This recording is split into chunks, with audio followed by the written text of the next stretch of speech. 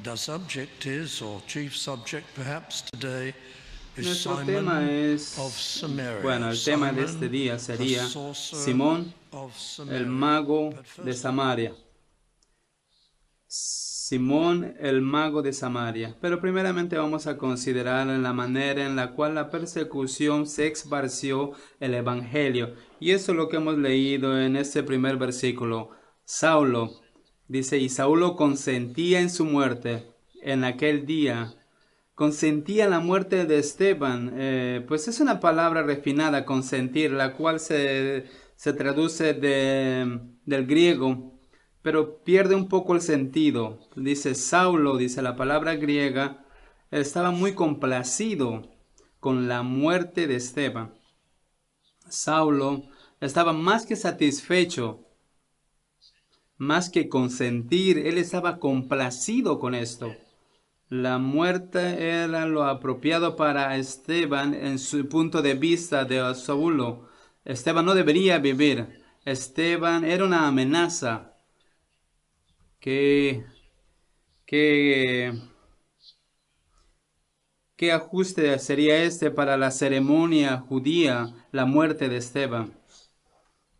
Saulo, el fariseo, en sus 30 años, la cual él estaba creciendo en su enseñanza de fariseo, y ahora parece ser, como dice la narrativa correctamente, especialmente, él era responsable de la persecución de aquellos que ayudaban a la enseñanza del Señor Jesucristo. Él era responsable, Saulo.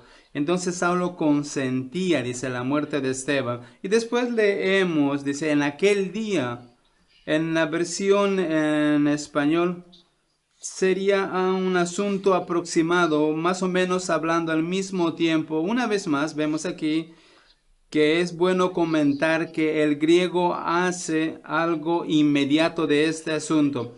En este momento preciso sería, en aquel día, en ese momento, inmediatamente, el martirio de Esteban parece ajustarse al periodo más vicioso de la persecución.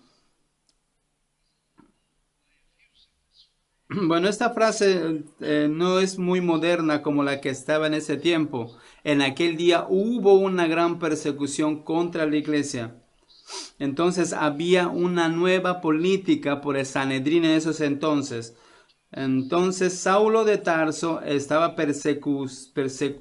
persiguiendo y él estaba organizando.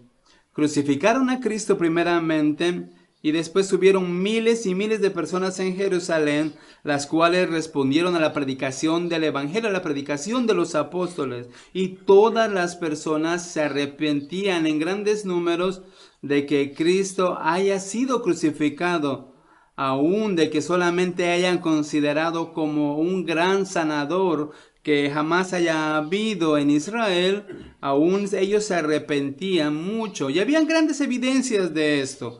Y ahora Esteban ha sido ejecutado y no va a volver. Ahora todos los creyentes tienen que escapar. Entonces, como dicen, aquel día hubo una gran persecución contra la iglesia que estaba en Jerusalén. Y leemos también en el libro de Hechos, en el versículo 26, que esto se extiende a la ejecución. No se menciona aquí, también se refiere a que fueron encarcelados. Muchos fueron arrojados fuera de sus trabajos, de sus lugares donde vivían. Había una gran hostilidad, había exclusión de que ellos puedan usar el templo. Había tanto de eso que era imposible tener una vida familiar o proteger a tu familia en esta ciudad de Jerusalén, pero especialmente para las personas cristianas. Y bajo las instrucciones de Cristo, si tú eres rechazado de una ciudad, escapa a otro. La autoridad de Cristo, cuando Él estaba vivo, Él decía que muchos tenían que escapar, y escaparon muchos de Jerusalén, y fueron esparcidos, y había muchos, y fueron a las tierras de Judea y de Samaria. Y también leemos en otros lugares, otros lugares donde ellos fueron, muchas ciudades. Pero, a excepción de los apóstoles permanecieron en Jerusalén. Esto no significa que ellos estuvieron todo el tiempo. no leemos los versículos que todos las personas en Jerusalén eran cristianos en este tiempo. 30,000 o 40,000 no. Significa que muchos, una gran mayoría eran cristianos los que tenían que escapar.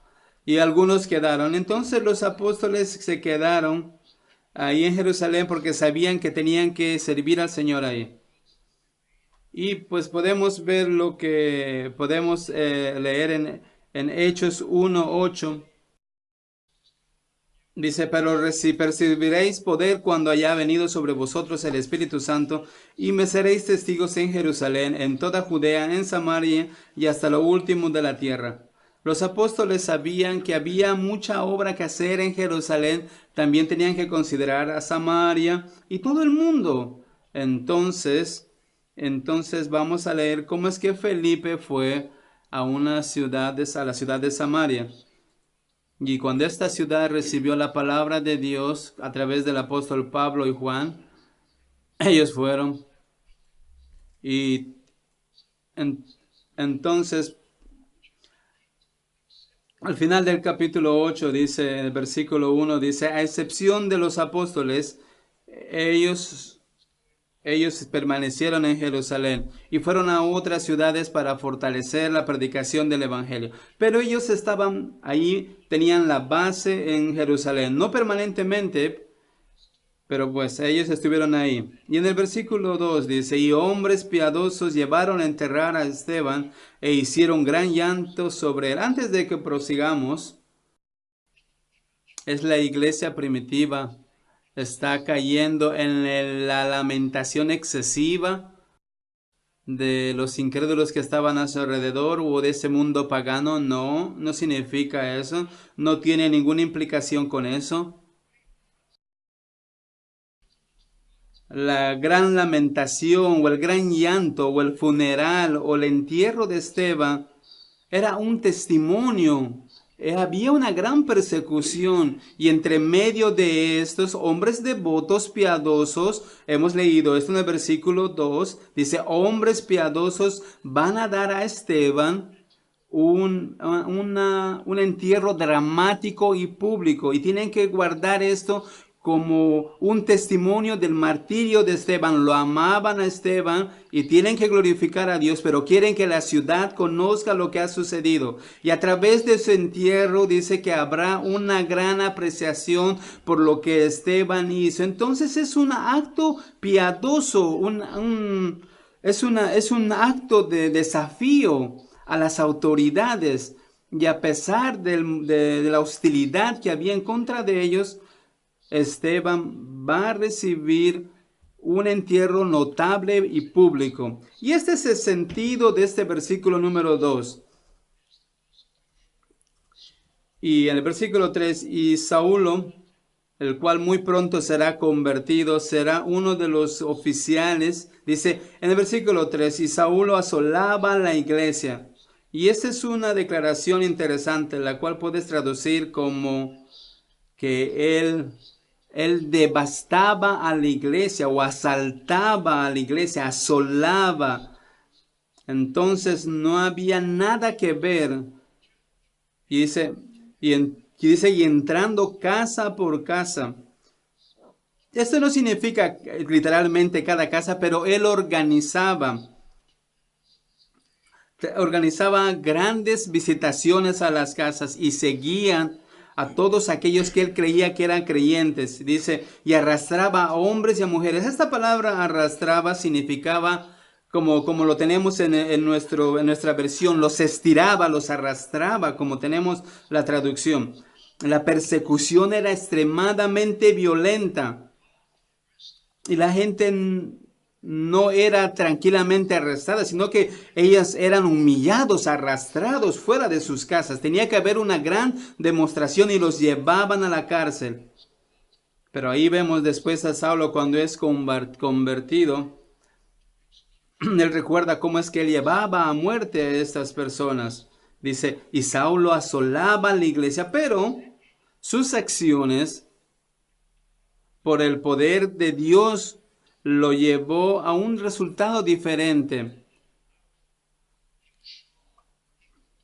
Él creía que podía destruir la iglesia del Señor Jesucristo. Muchas personas fueron convertidas en esa ciudad. Dice, los arrastraba, dice. Entonces, a lo que ellos escapaban, la predicación iba a través de Judea y luego iría a Samaria. Versículo 4. Pero los que fueron esparcidos iban por todas partes anunciando el evangelio. Y ahí pueden ver en ese versículo algo que es preciado para nosotros, y es el concepto de la iglesia que trabaja en conjunto. Tú no ves a los cristianos que fueron convertidos en Jerusalén como personas que solamente escuchaban en el día del Señor, solamente atendían. Algunas veces tú ves un programa de la iglesia en alguna ciudad o en algún lugar y lo imprimen para ver qué es lo que van a hacer en las siguientes semanas o en los siguientes meses. ¿Y de qué se trata todo esto? Esas son solamente actividades sociales, un círculo o clases, esa clase de cosas, y no resulta en ganar almas, no hay visitación a la comunidad. Bueno, pues quizás a pesar de un par de personas de la iglesia. Y esto es triste porque no toda la iglesia está envuelta. Y esta clase de cosas está sucediendo por mucho tiempo en ciertas iglesias, día tras día. Y creen que esto es un concepto que se tiene que hacer todos los domingos. Y luego viene la banda, los actos, y después la iglesia hace más bromas que cualquier otra cosa. Es entretenimiento y todo el mundo ya pues tienen un tiempo feliz, de contentos. Entonces, ¿cómo las personas pueden ser salvas? ¿O cómo es que pueden visitar comunidades? A la comunidad, cada persona, cada cuerpo de Cristo tiene que servir al Señor. Tenemos que servir continuamente al Señor. Y no vemos aquí en el tiempo de Jerusalén. Dice, cuando ellos fueron esparcidos, decían esto, nosotros, Dios nos ha dado un propósito, decían ellos. Este no es el fin de nosotros. Él nos va a guardar con vida, habrá un gran remanente y por el resto de nosotros tenemos que ir y fundar iglesias en todo lado para proclamar a Cristo, para proclamar su nombre. Ese es nuestro llamado, ese es nuestro deber, ese es el propósito de haber sido llamados para conocerlo a Cristo, estar en su servicio, servir para Él. Entonces tú ves aquí en el versículo 4, el concepto de la iglesia que trabaja en conjunto. Pero los que fueron esparcidos iban por todas partes anunciando el evangelio. Nos podríamos decir los unos a los otros, estamos yendo a esta o tal localidad. Oh sí, dirían los otros.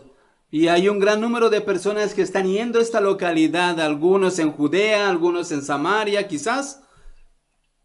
Entonces, ¿por qué no nos dividimos? Si tú vas a esta ciudad, yo voy a esta otra ciudad. Ellos no dijeron, no, nosotros queremos ir a esa ciudad en particular. ¿Por qué? Porque es la ciudad más próspera, la mejor de todas, la que nos va a dar más avance para la familia. La primera consideración era esparcir la palabra del Señor a muchas ciudades, a muchas aldeas que ellos puedan llegar. Esa es la implicación del versículo 4. Estoy seguro que ustedes están de acuerdo mientras leen este versículo. Entonces la persecución esparció el evangelio. ¿Quién estaba detrás de la persecución? Tú dirás, ¿Satanás? Y eso sería cierto. Pero Satanás, al perseguirnos, solamente fue exitoso esparcir el evangelio. Si tú buscas instrumentos humanos, tú dirías Saulo de Tarso. Y claro, el Sanedrín, el concilio del Sanedrín, fue responsable por la persecución. Y fueron, sí. Pero mientras perseguían algo desconocido para ellos, bajo la soberanía de Dios, era que el evangelio sea esparcido. Y esparcir ampliamente la iglesia del Señor Jesucristo. Entonces, este es nuestro primer encabezado. Ahora vamos al versículo 5. Y nuestra segunda consideración es la palabra.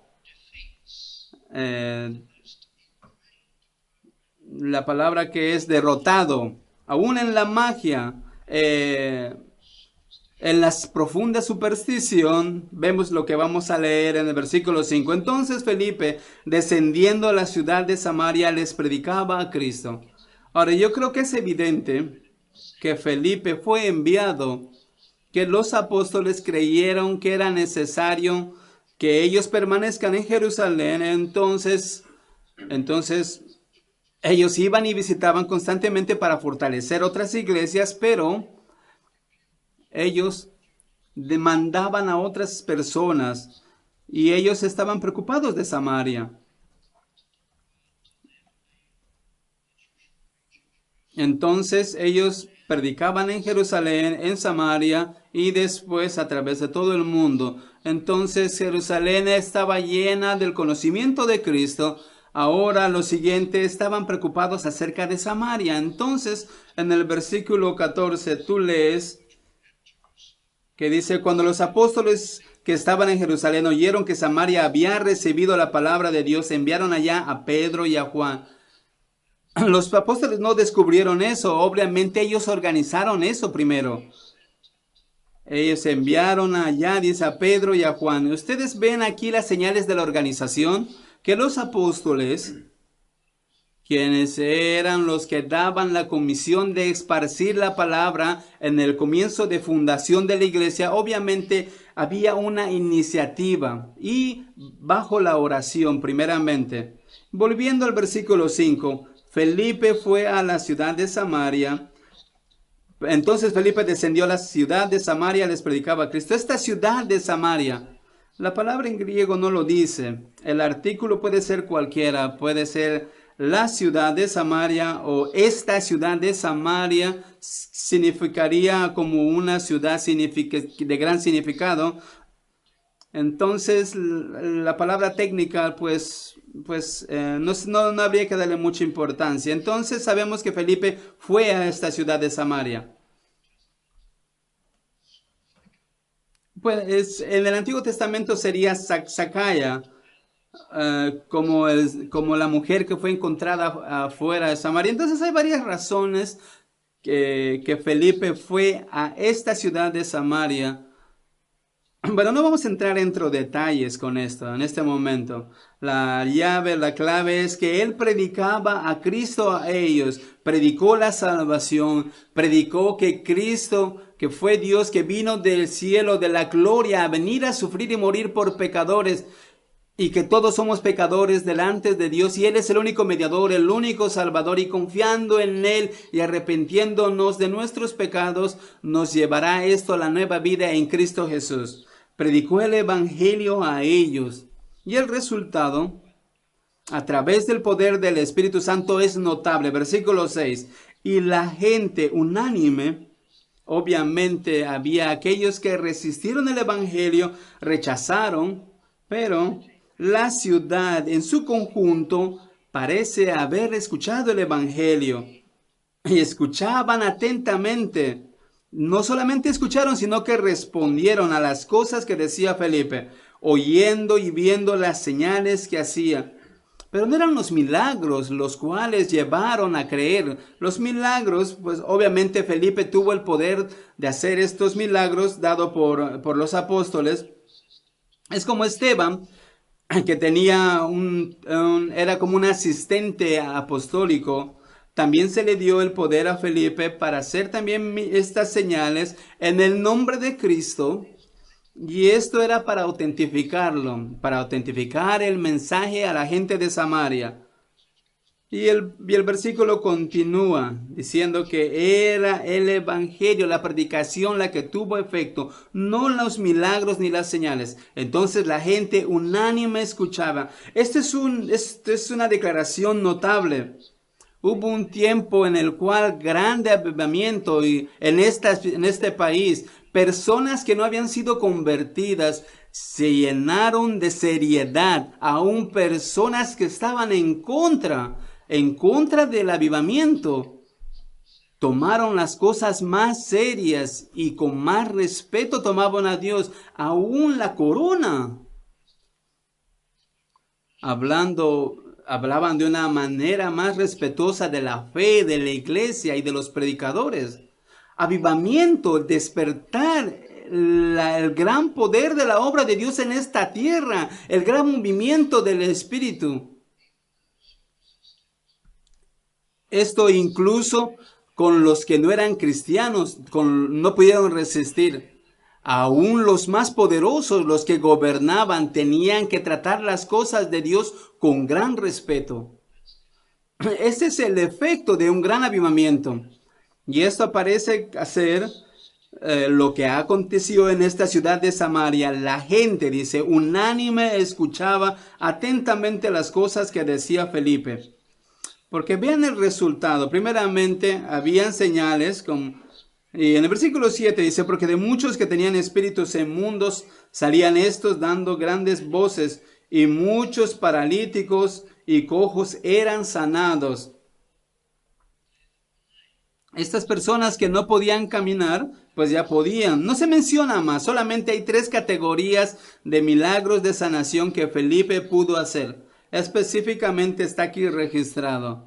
Entonces hay evidencia de personas que no era solamente un asunto de sanación, había milagros hechos por él, y esto era limitado y específico.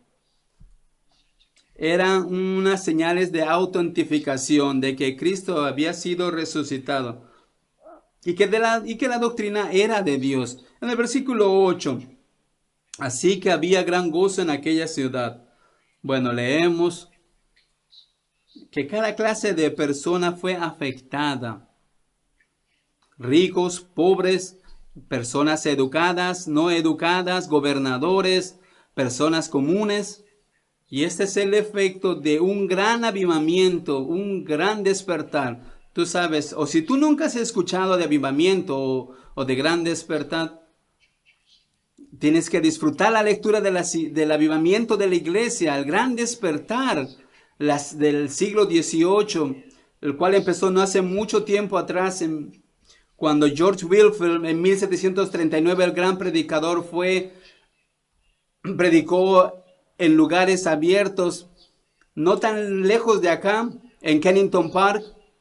Predicaba a las 6 de la mañana a 14,000 personas, a 40,000 personas que escuchaban el Evangelio de Cristo. Y a pesar de todo le llenaban como le arrojaban piedras y había gran hostilidad. Miles y miles encontraron salvación.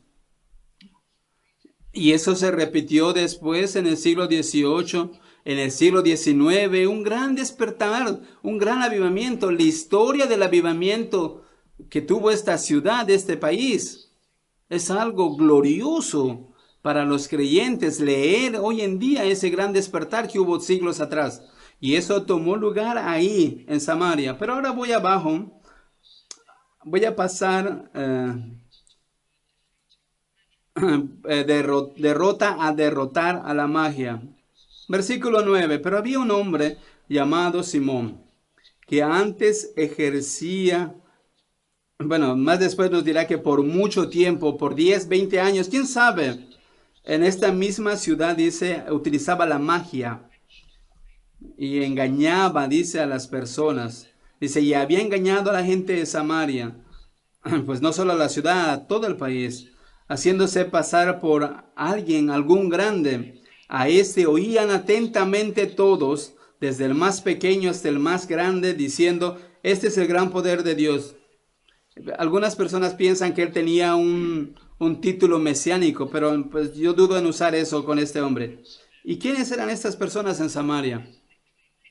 Era una mezcla étnica de toda clase de personas, personas con un pasado judío y también personas que tenían un pasado pagano. Era una mezcla étnica. Y estoy seguro que ustedes saben esto. Había muchas ceremonias judías que creían ciertas cosas, una mezcla de paganismo y idolatría. Y aún más, ellos fueron profundamente afectados por este hombre, Simón, el mago. Increíblemente las cosas que este hombre hacía. Usaba predicciones, era la magia en esos entonces. Tú sabes, hay una iglesia a 2 o 3 kilómetros alejados de aquí. Es una iglesia que cree en la Biblia y no hace mucho tiempo atrás designaron a un hombre que practicaba la magia, la hechicería. Esta es una persona que doctrinalmente 80 o 90% sano, correcto, pero después de cada reunión él hacía trucos o esa clase de magia y él era capaz de decir a las personas su vida, la historia de su vida. No sé cómo lo haría. Él era capaz de sorprender a las personas y las personas creían todo eso. Y el problema es que él él decía que utilizaba el poder del Espíritu Santo. Entonces todo el mundo quería ser carismático. Y el asunto es que después de muchos años descubrieron que él tenía una vida personal inmoral. Entonces tuvo que desaparecer.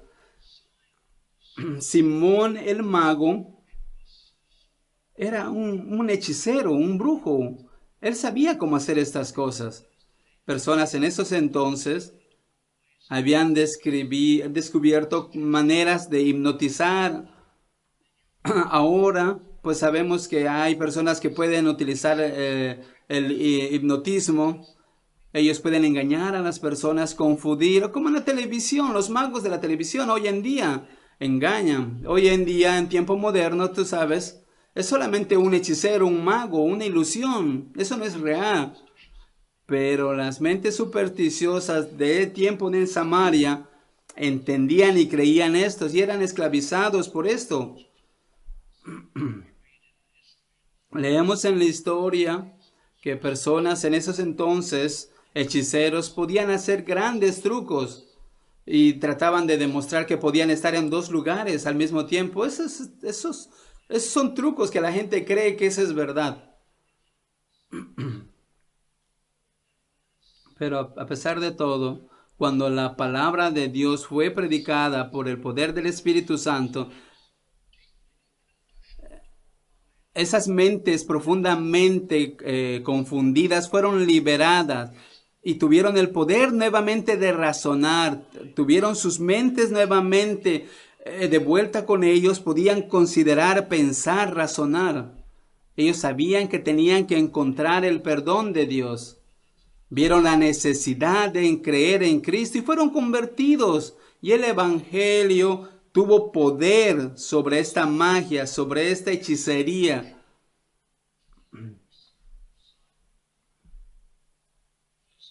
Versículo 11. Y estaban atentos porque con sus artes mágicas les había engañado por mucho tiempo. Pero cuando creyeron a Felipe, todas las clases de personas les predicaron todo lo que se refiere al reino de Dios y cómo es que tienen que entrar al reino de Dios a través del perdón de sus pecados, al tener una nueva vida en Cristo Jesús.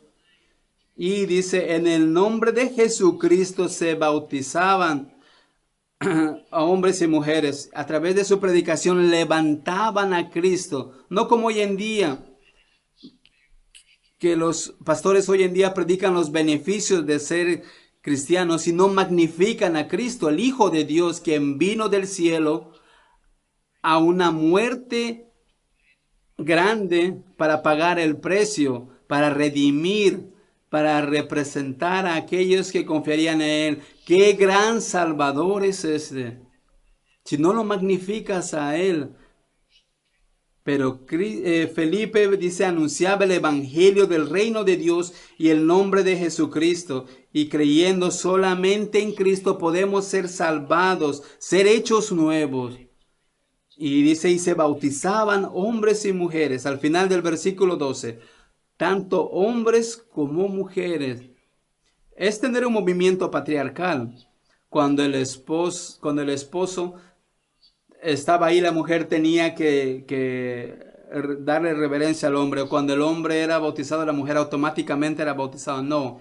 Cuando Cristo vino, el hombre y la mujer individualmente tenían que ir al Señor Jesucristo. Cada uno necesita salvación. Si cada uno se arrepiente, recibirán nueva vida, una nueva vida espiritual, y tendrán un acceso directo a Dios, y tendrán que dar cuenta personal cada uno de ellos.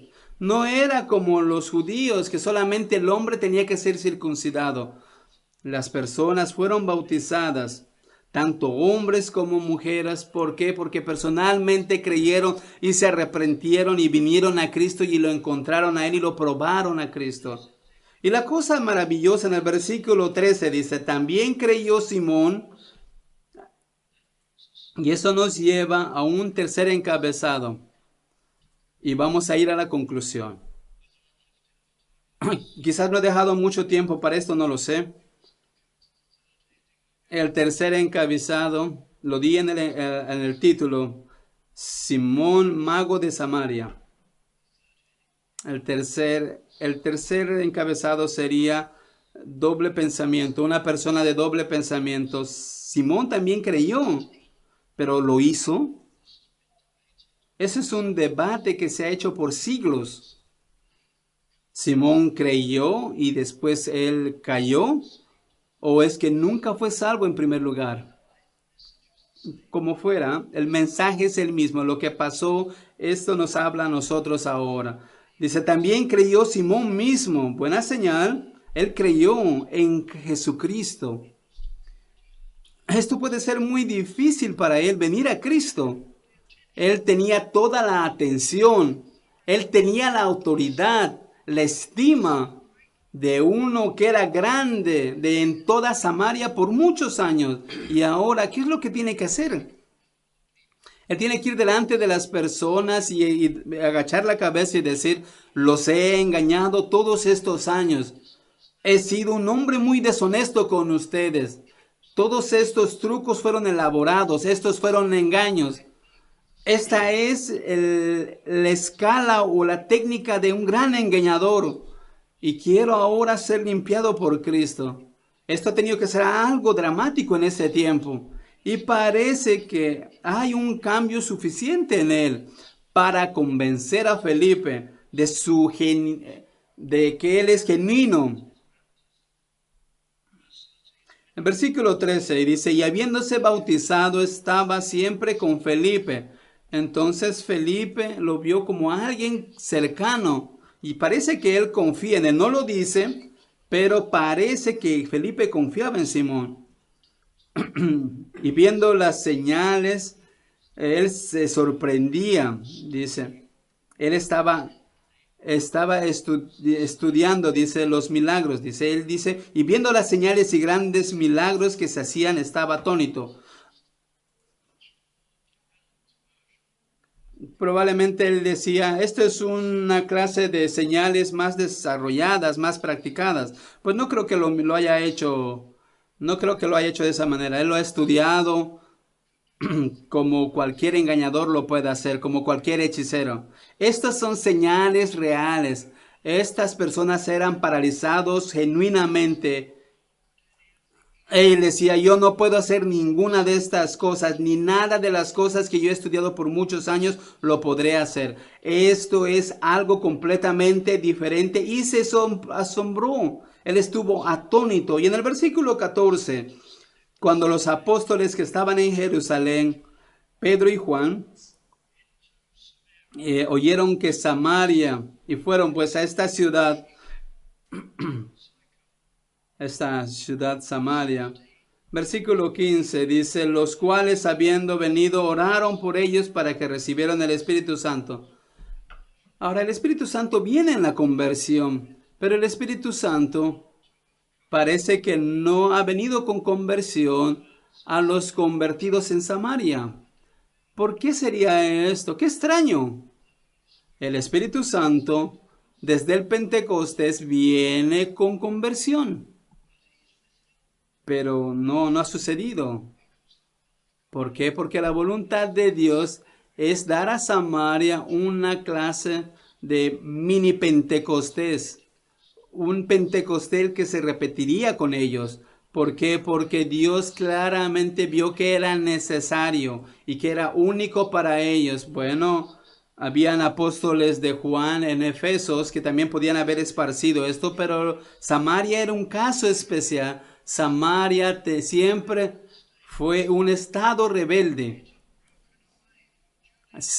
Habían quebrantado de los judíos y habían hecho sus propias cosas, habían concebido su propia religión, se habían alejado de los judíos.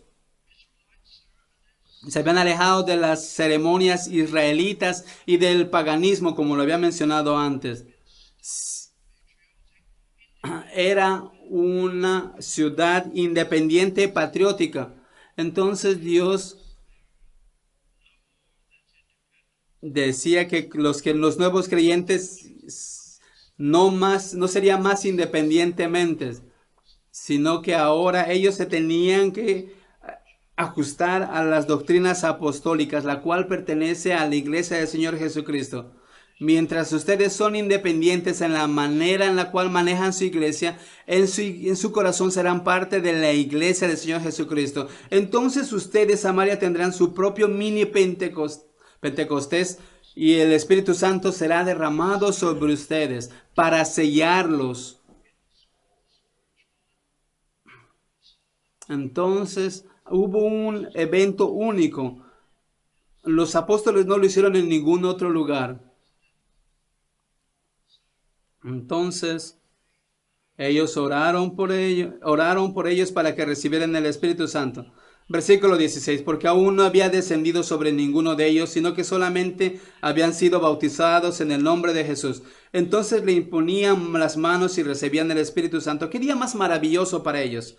Pero en el versículo 18, cuando vio Simón que por la imposición de las manos de los apóstoles se daba el Espíritu Santo, les ofreció dinero, diciendo, dame también a mí este poder, para que cualquiera a quien yo impusiera las manos reciba el Espíritu Santo. ¿Cuál es el problema con Simón? Es genuinamente convertido, pero ahora él no puede resistir volver nuevamente al antiguo Simón.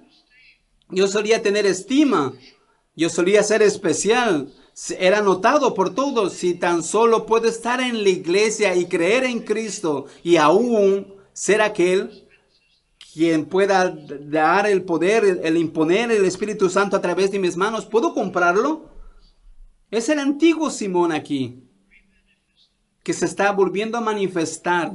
Nos puede pasar a nosotros tristemente. Quizás tú eres un verdadero creyente y has encontrado a Cristo y pierdes tu temperamento muy fácilmente, aún con alguien quien tú amas, y desacreditas el testimonio y te arruinas a ti mismo. O quizás has sido atraído por algo malo en tu trabajo. Todos somos débiles y necios. O quizás el orgullo pueda volver en cada uno de nosotros. Puedo darte muchos ejemplos de esto. Pues yo te podría contar algo de mí. Pero pues te puedo contar de alguien que era un pastor, que era joven. Yo era joven al mismo tiempo de este pastor. Era muchos años atrás. Este era su él era pastor por primera vez, este amigo.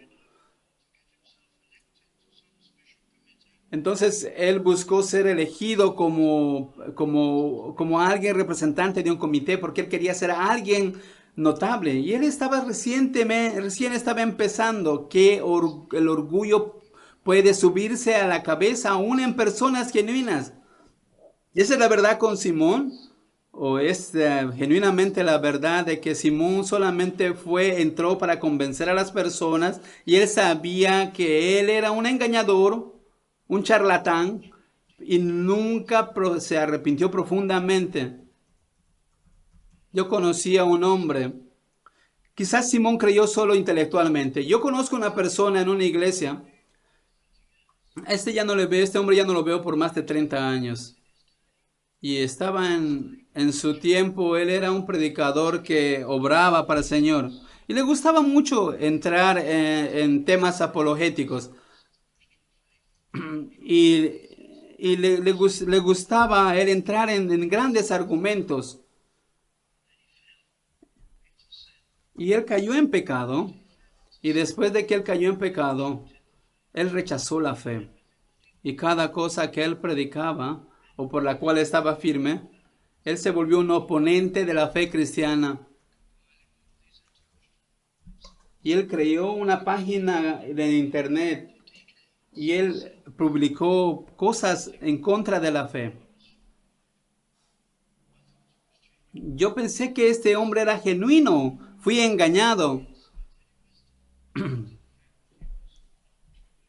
Lo único que puedo decir que esta persona no era genuinamente convertido.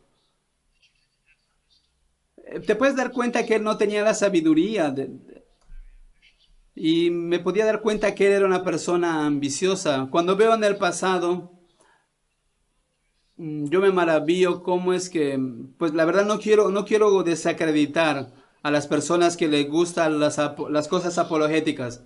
Hay personas que les gustan mucho los argumentos apologéticos. Esta es una indicación de que su conversión era solamente intelectual y no había conversión en su corazón. Quizás eso era verdad con Simón también. No lo sé, pero ciertamente él pensaba que los apóstoles podían ser corrompidos y que ellos podían vender este poder. Él pensó que lo podía tener y ser alguien significante una vez más. Él quería su antigua vida y la vida de la iglesia al mismo tiempo. Él quería ser cristiano y un cristiano prominente y el antiguo Simón estar al mismo tiempo. Y tristemente eso puede pasar en algunas iglesias.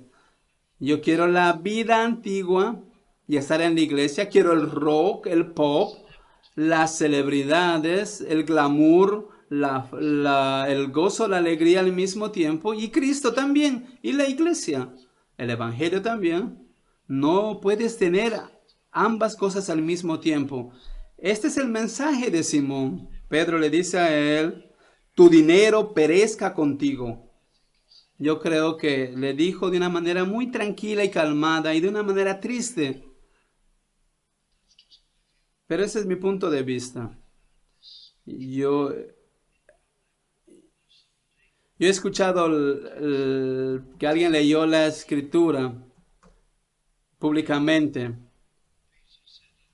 Y Pedro le dijo: tu dinero perezca contigo. Alguien decía que se leía de esa manera.